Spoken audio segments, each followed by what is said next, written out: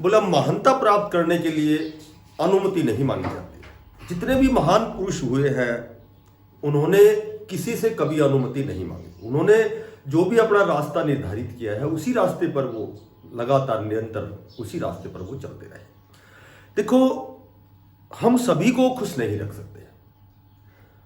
ये जरूरी नहीं है कि हमने कितना बेहतरीन जीवन जिया है, क्योंकि हमारी मृत्यु की कामना करने वाले, हमारा बुरा करने वाले उस समय भी थे, आज भी हैं, हमेशा रहेंगे। वो कहते हैं ना कि बोला हुनर तो सभी में होता है, किसी का छिप जाता है और किसी का छप जाता है। नमस्कार प्यारे बच्चों, देखो बहुत अच्छी अपडेट है।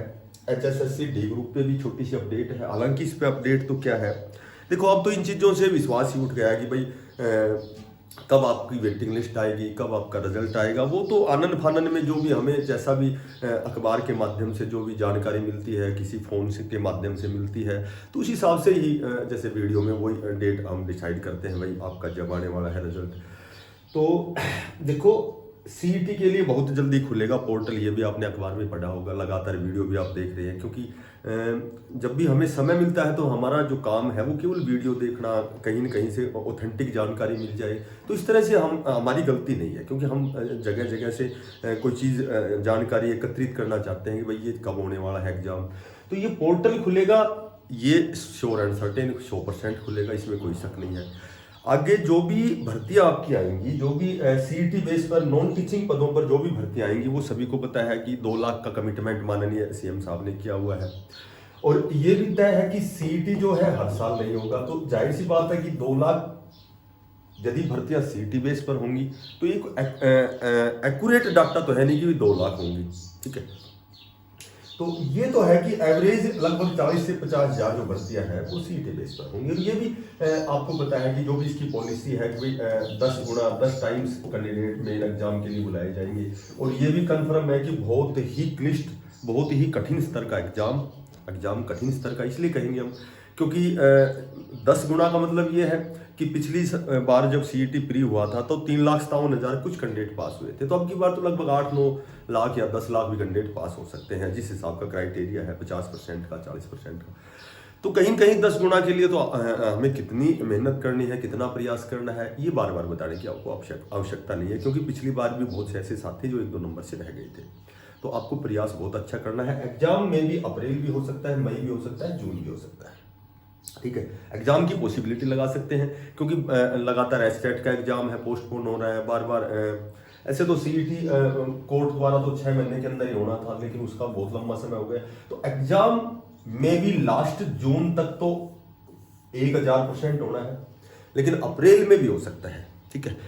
अप्रैल में थोड़ा सा ये लगता है कि भाई कैंडिडेट 15-16 लाख यदि फॉर्म भरेंगे तो कहीं ना कहीं 1 से 1.5 महीना लगेगा। और उसके बाद में जब आपके एडमिट कार्ड आएंगे, आपकी एग्जाम डेट डिसाइड होगी, तो कहीं कहीं ये मई जून तक जा सकता है। बात करें OBC की, देखो OBC स्पेशल तो क्या होता है कि जो हमारा जाति का जो डाटा है परिवार पहचान पत्र में होता है, ठीक है। और उससे भी हम जैसे HSSC आयोग द्वारा देखा जा सकता है कि भाई अब जो 25,000 का जो रिजल्ट आया था उसमें स्पेशल कोर्ट ने यही कहा है कि भाई आप परिवार पहचान पत्र से इनका जो OBC जाति का है डाटा वहां से आप ले सकते हो। और रिवाइज रिजल्ट का भी वो मामला है OBC का। पर अब कोर्ट द्वारा क्या कहा गया है कि जो CET 2022 में हुआ था, जो 2022 में CET हुआ था, उस समय जो भी आपकी OBC, BCA, BCB, EWS की जो भी आपकी सर्टिफिकेट लगाई थी आपने, उसी से वेरीफाई किया जाएगा, ठीक है। तो अब चूंकि CET हर साल नहीं होगा, अब ये CET हो सकता है 3-4 साल बाद हो। तो अब जो CET का पोर्टल खुलेगा, इसमें आपको जो फिलहाल जो आप OBC और SC की सर्टिफिकेट लगाएंगे वो आपके लिए 10 गुना मेन में जब आपको कॉलिंग होगी तो उस समय आपका ये डाटा ही माना जाएगा, यानी कि ये सर्टिफिकेट भी आपकी मानी जाएगी। तो यहाँ जब CET का पोर्टल खुलता है तो आपको क्या करना है कि OBC की सर्टिफिकेट नहीं लगवानी है, ठीक है। OBC की सर्टिफिकेट, देखो हरियाणा पुलिस में भी जो 5600 की भर्ती आई थी उसमें बहुत से ऐसे कैंडिडेट है जो दोबारा से रीओपन करवाना चाहते हैं, क्योंकि उन्होंने OBC की सर्टिफिकेट पुरानी लगाई थी। तो कहीं कहीं वो सोचते हैं कि भाई हम तैयारी भी करें और आगे फिर वही मामला फंसे। तो इससे अच्छा ये है कि OBC क्या होता है, OBC EWS, अब ऐसे SC की जो कैटेगरी है उसको सब एससी की 2 कैटेगरियां बना दी गई हैं, तो इनको भी नई सर्टिफिकेट बनानी है। प्लस जो ओबीसी की बीसीए बीसीबी की है, देखो इनका जो टाइम बाउंड होता है वो 1 ईयर होता है, 1 साल का होता है, ठीक है। तो 1 ईयर का जब वो टाइम बाउंड होता है तो वो लगभग ये लगा सकते हो आप कि 1 अप्रैल से और ये होता है आपका 31 मार्च तक, ठीक है। हालांकि इसमें क्रीमिलियर और नॉन क्रीमिलियर एक और इसमें जोड़ा गया है, तो उनके लिए है 16 जुलाई से, उनकी जो सर्टिफिकेट है 16 जुलाई से 31 मार्च तक होनी चाहिए। तो अब चूंकि संभवतः ये जो आपके सीईटी का जो पोर्टल है, जो आपका एडवर्टाइजमेंट है, जो नोटिफिकेशन है, वो लगभग 31 मार्च से तो पहले ही आएगा, ठीक है, क्योंकि फरवरी में लास्ट में बता रहे हैं, हो सकता है मार्च फर्स्ट सेकंड वीक में। यदि आपका ये सर्टिफिकेट है 31 मार्च के बाद यदि ये नोटिफिकेशन आता है तो फिर आपको नया बनवाना पड़ेगा। जैसे आज बनवाओगे और हो सकता है कि 1 अप्रैल को नोटिफिकेशन आए, तो फिर आपके लिए दोबारा से बनाना पड़ेगा ओबीसी एससी की सर्टिफिकेट, ओबीसी ईडब्ल्यूएस। पर ऐसा है कि इसमें बहुत ज़्यादा समय नहीं लगता, 1-2 दिन नहीं लगता, मैक्सिमम 1-2 दिन ही लगते हैं। तो हो सकता है थोड़ा सा आप वेट भी कर सकते हो। बाकी पॉसिबिलिटी है कि जो आप इस सीईटी में फिलहाल जो सीईटी होगा, प्री सीईटी होगा, इसमें जो भी आप डॉक्यूमेंट्स लगाएंगे एज इट इज, आप जब 10 गुणा में आएंगे, जब मेन एग्जाम में जब आपको कॉलिंग की जाएगी, तो उस समय जो यहाँ आपने डॉक्यूमेंट्स लगाए उन्हीं डॉक्यूमेंट्स के अनुसार आपकी वेरिफिकेशन होगी। तो ये जो सीईटी का पोर्टल है, जिसमें लगभग 40-50 हज़ार इस साल की भर्तियाँ होने वाली है, लगभग 3 साल बाद यदि दूसरा सीईटी होता है तो लगा लो फिर 3 साल में तो लगभग 1 लाख प्लस जो वैकेंसीज हैं इसी सीईटी पर होंगी। तो आपके लिए ये सीईटी कितना अनिवार्य है, कितना जरूरी है, ये आप समझ सकते हो। तो सीईटी पे डॉक्यूमेंट्स नहीं और प्लस सीईटी की तैयारी बहुत ही बेस्ट करनी पड़ेगी आपको, ठीक है। क्योंकि 25,000 पदों का मामला भी वही था कि जब कोर्ट ने स्पेशल आदेश दिया है कि भाई इनका रिवाइज रिजल्ट हो, तो रिवाइज रिजल्ट का मतलब ये है कि जो 2022 में सीईटी हुआ था उस समय कौन सी ओबीसी की सर्टिफिकेट लगाई गई थी वही कंसिडर की जाएगी उस हिसाब से, ठीक है।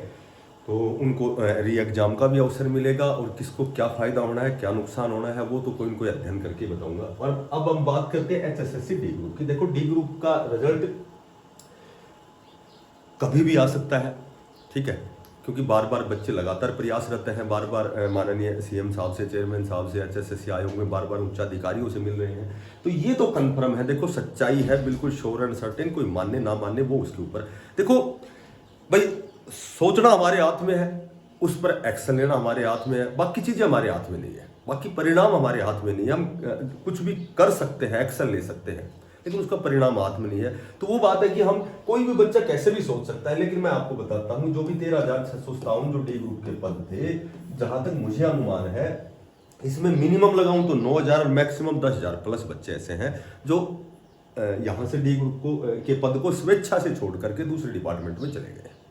तो 9-10 हज़ार बच्चे हैं, लेकिन कहीं न कहीं ये डाटा उपलब्ध नहीं है, या फिर वो दोबारा से क्या होगा कि भाई बच्चे कौन से डिपार्टमेंट में चले गए हैं, इसका डाटा या तो आयोग एचआरडी ऑफिस में आता है, ठीक है, एचआरडी ऑफिस से फिर डिपार्टमेंट में कौन से विभाग में कौन कितने डी ग्रुप के पद खाली हैं, उसके बाद में फिर एक्यूरेसी आती है कि भाई कितने पद की वेटिंग लिस्ट निकाली जाए।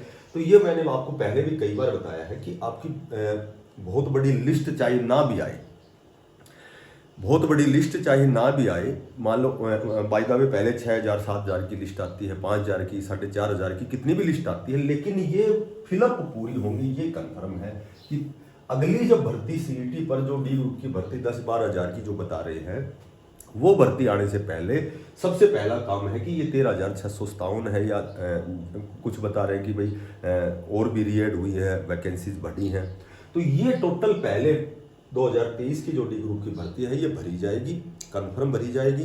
उसके बाद ही कोई नया डी ग्रुप का एग्जाम होगा, ये आप देख लेना। अब ये हो सकता है रिपीट का मामला ना हो, इसलिए इसमें थोड़ा सा विलंब है।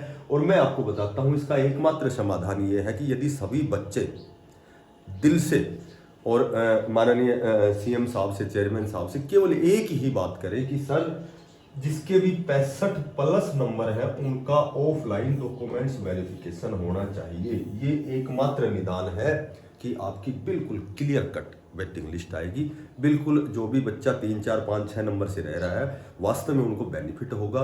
और इसके बाद भी डे बाय डे जैसे एग्जाम जेबीटी का रिजल्ट आएगा, टीजीटी वेटिंग लिस्ट आएगी, उसके बाद सी ग्रुप की भी वेटिंग लिस्ट आएगी। पहले तो ये मामला चला हुआ है रिवाइज रिजल्ट का, यहाँ से भी कलर की, उसके बाद हरियाणा पुलिस की, ग्राम सचिव, पटवारी, जो भी 56-57 ग्रुप हैं या जितने भी ग्रुप हैं जिनमें लगभग 25,000 बच्चों का रिजल्ट आया था, तो कुछ एक तो वहाँ पद खाली है और कुछ एक वहाँ रिक्वायरमेंट के हिसाब से वहाँ भी वेटिंग लिस्ट आएगी। और भी बहुत सी चीज़ें हैं, बहुत से रिजल्ट आने हैं, बहुत से एग्जाम होने हैं, बहुत सी वेटिंग लिस्ट आनी है।